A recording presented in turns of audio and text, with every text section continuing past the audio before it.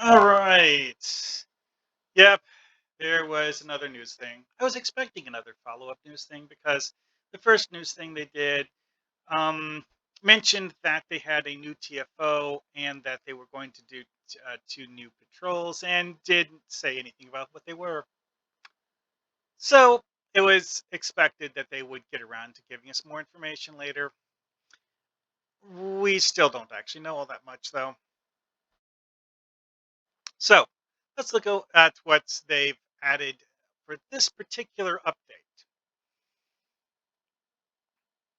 Dun dun dun. TFO. It says battle amidst the depths of fluidic space, alongside unusual allies, the Undine, to fend off a massive multiversal Borg invasion, defeat the planet killers, blah blah blah blah blah, and use them against the Borg, all while surviving an onslaught from a Borg fusion cube.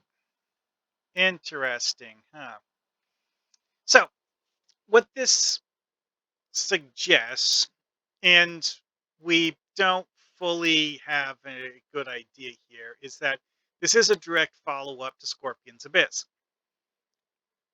The Borg from some universe are using a fusion cube to try to establish a base in fluidic space. Why exactly? Well, it's probably for the same reason that was mentioned in Scorpion's Abyss. And we're there to help the Undine kick the Borg out of fluidic space. Okay, sounds simple enough. And this picture here is a smaller version of what was posted previously, where it, showed us a reasonably large amount of the fluidic realm and the absurdly large Borg unit complex that somehow got into fluidic space. Like seriously, that gigantic thing makes fusion cubes look tiny. This is a Death Star sized structure, not a spaceship. How did they get that into fluidic space? Anyways, though, yeah, that's about all we know. The little bit we have here suggests that this is going to borrow from the tech that they used in the Battle of Wolf 359 to create a boss fight that's not as simple as Alpha strike the boss and then go home. Which, okay, their thing for the crystalline entity for from a while back was actually just have it become damage immune periodically and create an explosion uh, after its little charge up thing was done. Which, sure, but other than that, there really wasn't a whole lot of interesting mechanics for the crystalline entity fight because people just lull stomped it too quickly. After people figured out that, proper torpedo spreads are actually a very, very good way of killing the thing, after people glommed onto that, the thing just got obliterated. And the same is actually kind of true of Borg ships. Knock their shields down, pump them full of torpedoes, and then they explode. So, what exactly the Borg fusion cube is going to do that the cube in Wolf 359 doesn't? I'm curious to see. I'm not expecting it to be particularly interesting, but a variation of the Battle of Wolf 359 fight mixed in with elements of Scorpion's Abyss uh, could be interesting. Anyways, so what are the other two? Oh, yeah, that reminds me of something. One thing I noted that's interesting is that they're contrasting these two pictures here in the opening, and I'm not sure why. Because the way this is so different, I'm not sure if it's just lighting or if those two vessels actually do have different hull materials. I genuinely don't know. They do, however, have drastically different lighting. Actually, I can give you a demonstration of just how drastically different the lighting is. Uh, Well, yeah, you can my ship here. See how it looks almost like white and blue and stuff. And then you look at my ship here, it's yeah, an angry red color.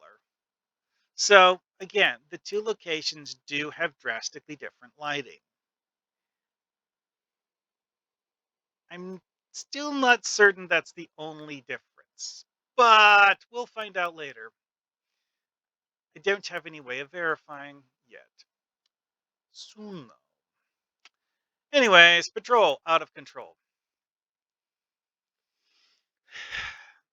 When an Iconian vessel is stranded in an unstable gateway in the Cytor system, you must respond to Thessine Phase requests for help and defend the vessel for as long as it takes to free the ship, whilst avoiding annihilation at the hands of a devastating, never before seen Borg cube weapon. You have what it takes to confront the Borg head on and demonstrate once again that resistance is never futile. Okay, while this is a boss fight, this is phrased like it's going to be a soloable thing, so I'm not expecting anything as ostentatious as a giant cube. I am curious what this is going to be that's different from board cubes we've seen previously, though, because it literally says never before seen when talking about it. And if you take a close look, this is literally one of the two screenshots that were spliced together to make that thing at the top. What they spliced out, though, is that this says Iconian vessel. Anyone who did the summer event this year knows what that thing is. That's a freaking Bovin. That's a Selene ship, which I guess are technically an Iconian servitor race, yes, but it's not a true Iconian ship. What is the story significance of the Bovin? Actually, that's a very good question in general because the fact that we literally have no idea where the Vovin design came from in general because it's just kind of there in the summer event. They don't tell us where it came from. At least not if as I recall. You know what? I could actually look that up quickly.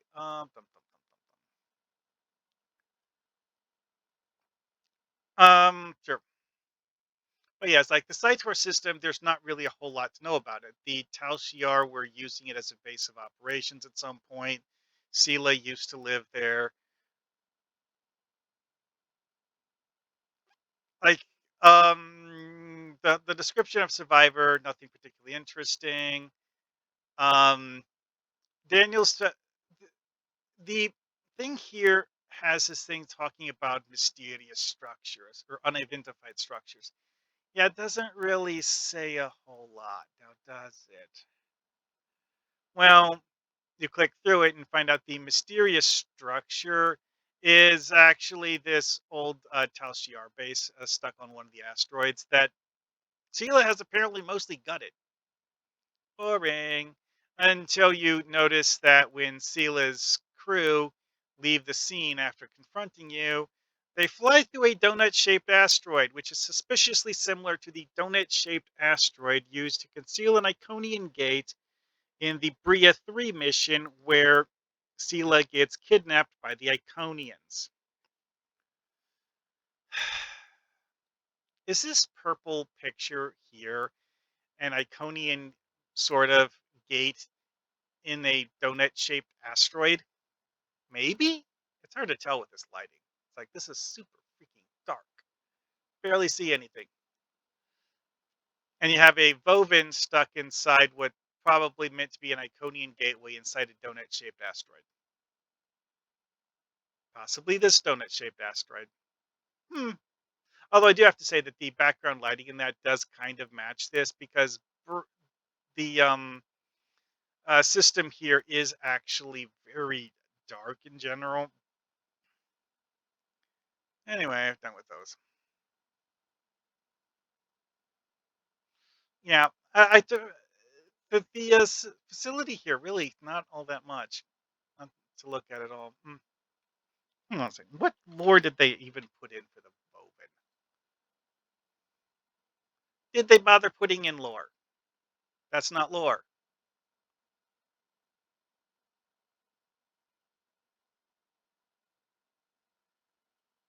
These alien vessels were provided to the Khitomer Alliance by a variant Iconian civilization that was found in a neighboring dimension after strike team that included an Aetherian ally helped ward off an existence-threatening attack by their variant version of the Borg. The similarities between these starships and the obelisk carriers found in our own reality, though the more modernized technology and capabilities, including an even more resilient structural field and improved mobility. So the Velvet is actually an Iconian ship from an alternate universe. Okay, then. Interesting. Never actually bothered reading that lore bit before, which is hmm, thought provoking in terms of its plot importance.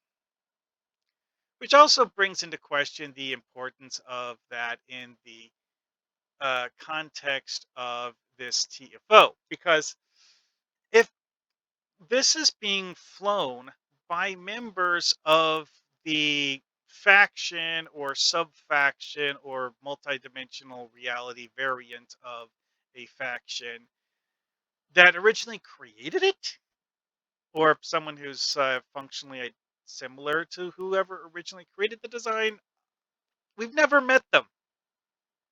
This is going to be the first time we meet them, I guess. Sounds interesting, to say the least. And raises a lot of questions, honestly. But hey, you know what? Something worth pondering.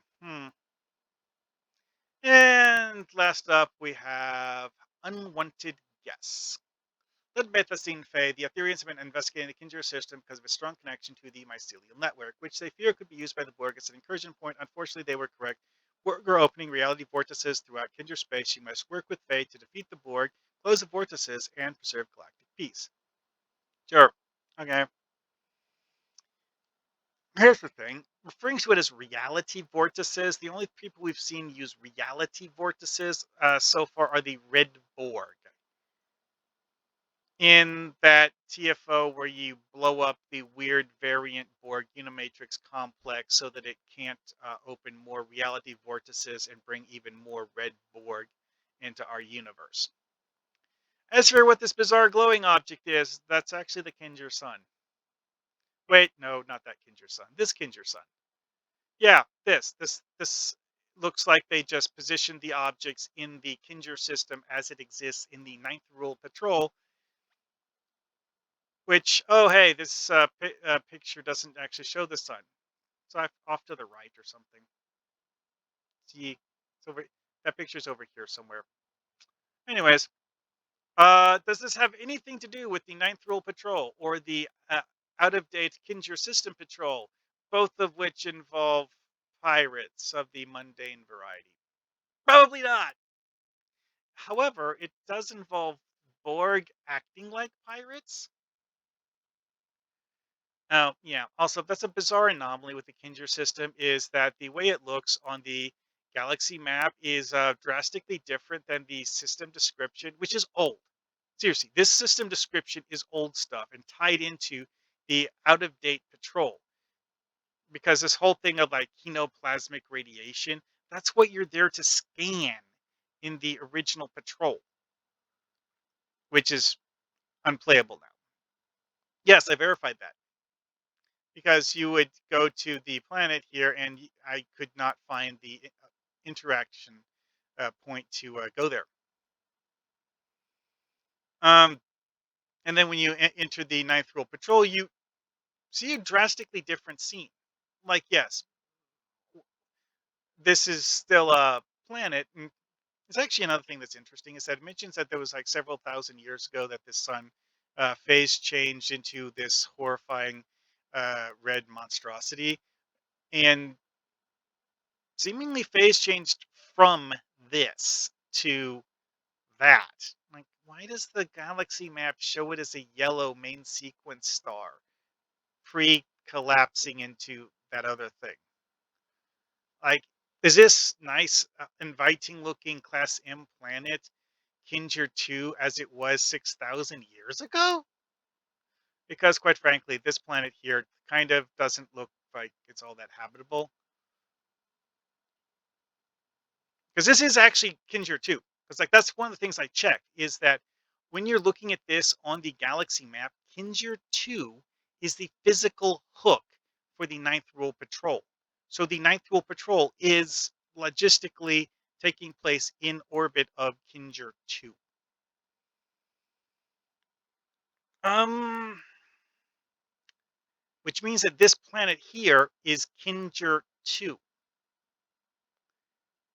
Curious, to say the least, and that's about all we know. I was like, this is going to be the same location as the Ninth Rule Patrol, and you're going to be playing whack-a-mole with Borg, who are apparently trying to open reality vortices to summon reinforcements so that they can overrun the system.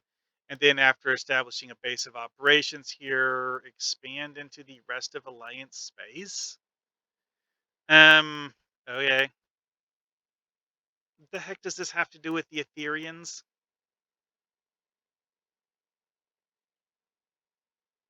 Like, the Ethereans have been looking for, I don't know.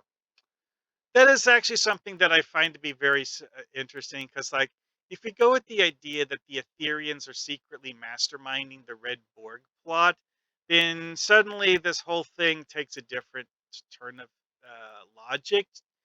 And it's completely uncertain whether that's actually what the devs are going with, or whether the devs are expecting us to actually see the Ethereans as friendly. Well, that's something I'm going to do a video about in the future, I suspect. Oh well, see you guys later.